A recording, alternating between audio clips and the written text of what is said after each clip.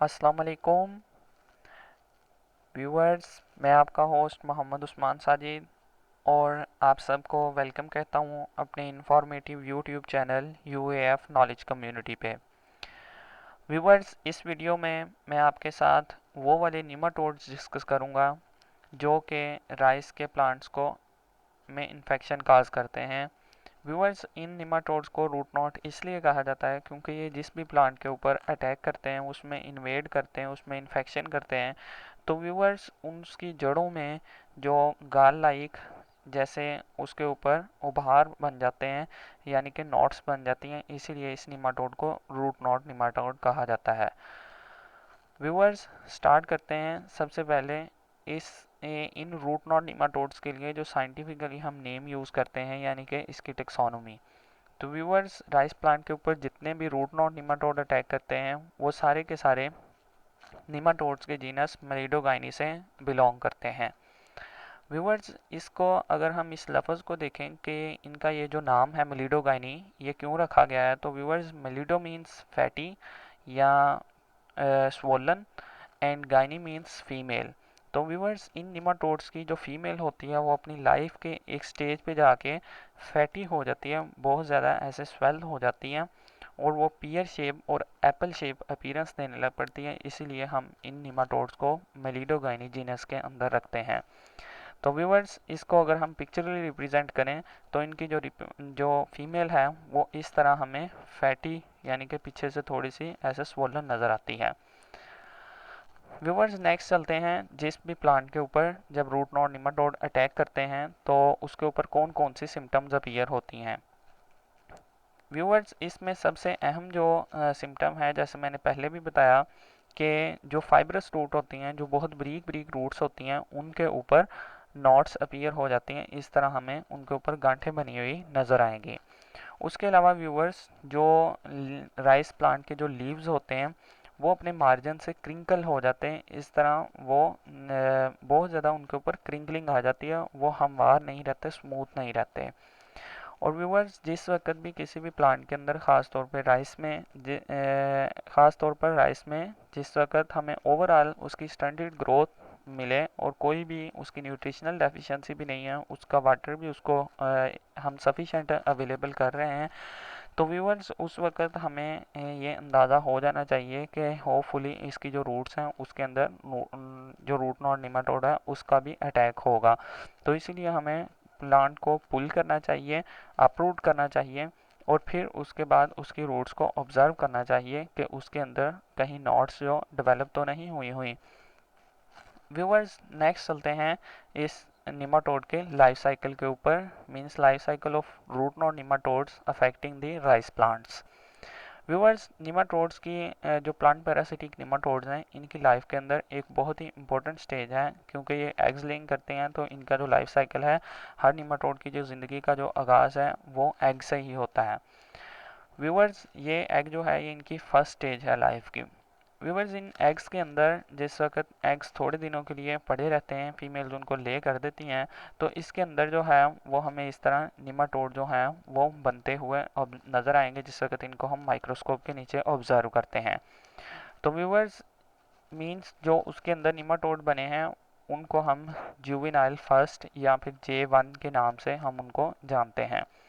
Viewers, ये वाले जो जुवेनाइल फर्स्ट होते हैं ये एग में से बाहर आ जाते हैं और वहाँ पे आके वो अपने आप को मोल्ड करते हैं, चेंज करते हैं और इस स्टेज पे निमाटोड को J2 स्टेज यानी कि सेकंड जुवेनाइल कहा जाता है। व्यूअर्स, ये वाले जो सेकंड जुवेनाइल हैं इनके अंदर बायोकेमिकल अट्रैक्शन होती है टूवर्ड्स रूट, मींस जो रूट के एक्सुडेट्स होते हैं उनके अंदर कुछ इस तरह के केमिकल्स होते हैं जो इन निमाटोड्स के लिए जो अभी एग्स में से निकले हैं J2 हैं, वो उनको अट्रैक्ट करते हैं एक्सुडेट्स अपनी तरफ, इन निमाटोड्स को।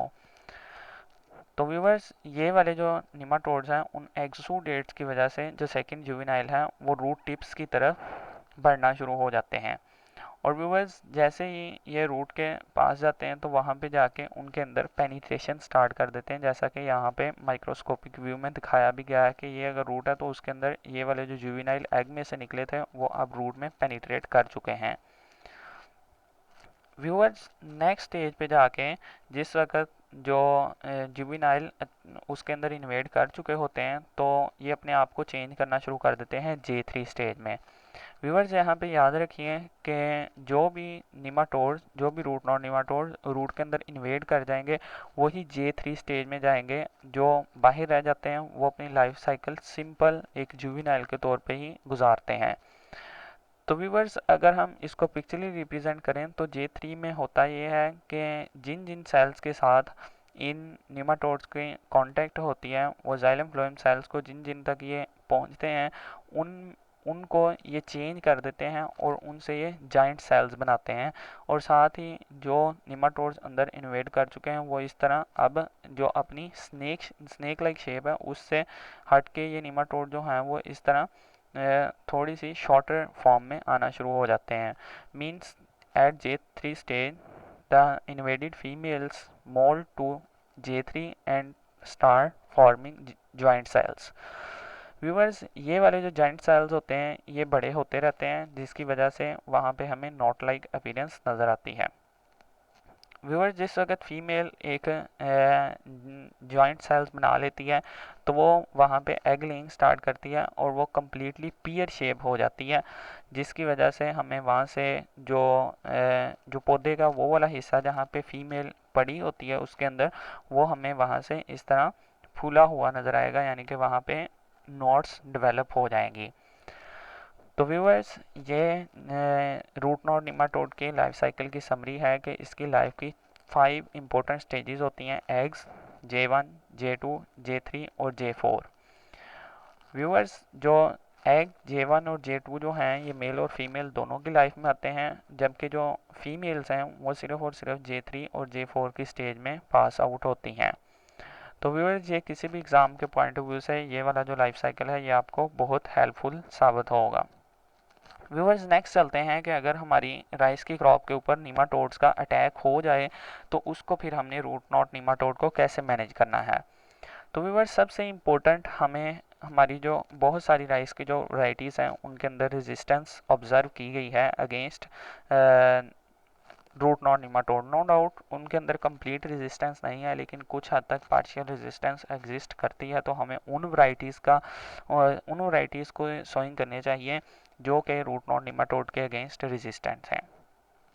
व्यूअर्स उसके अलावा जिस वक्त हमारी ज़मीन जो हमारे फील्ड जो हैं वो खाली पड़े हों बैरन लैंड के तौर पे, तो हमें उसको सबमर्ज करना चाहिए। वहाँ पे बड़े साइडों पे बांध के उसके अंदर पानी काफ़ी दिनों के लिए खड़ा करना चाहिए, जिसकी वजह से जो निमाटोड उसके अंदर होते हैं उनकी सफोकेशन हो जाती है, उनका सांस दम घुटता है जिसकी वजह से वो मर जाते हैं।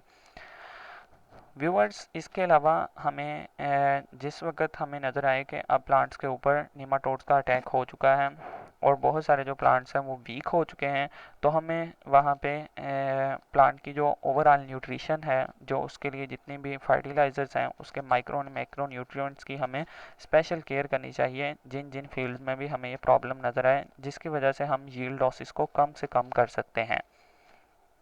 व्यूअर्स और जिस वक्त हमें नज़र आ जाए कि अब जो भी इन्फेक्शन रेट है और ज़मीन के अंदर निमाटोड्स की तादाद बहुत ज़्यादा हो चुकी है, तो हम जिस वक्त भी सीडलिंग को ट्रांसप्लांट करने लगें उस वक्त हमें उसे नेमेटिसाइड्स में डिप करना चाहिए, उसकी रूट्स को लाइक जो नेमेटिसाइड्स हैं उनमें ऑक्सीमाइल और कार्बोफ्यूराइन, उसके लिए DBCP यानी कि 1,2 डाईब्रोमो 3 क्लोरोप्रोपेन, इसके अंदर हमें रूट्स को डिप कर देना चाहिए थोड़ी देर के लिए।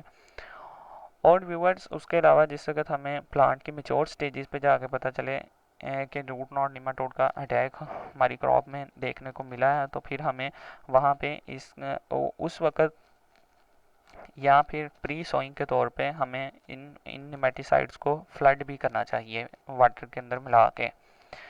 Viewers thank you so much for watching this video. आपको ये वीडियो जैसी भी लगी कमेंट्स बॉक्स में लाजमी हमें बताइए ताकि इसमें मज़ीद इम्प्रूवमेंट की जा सके।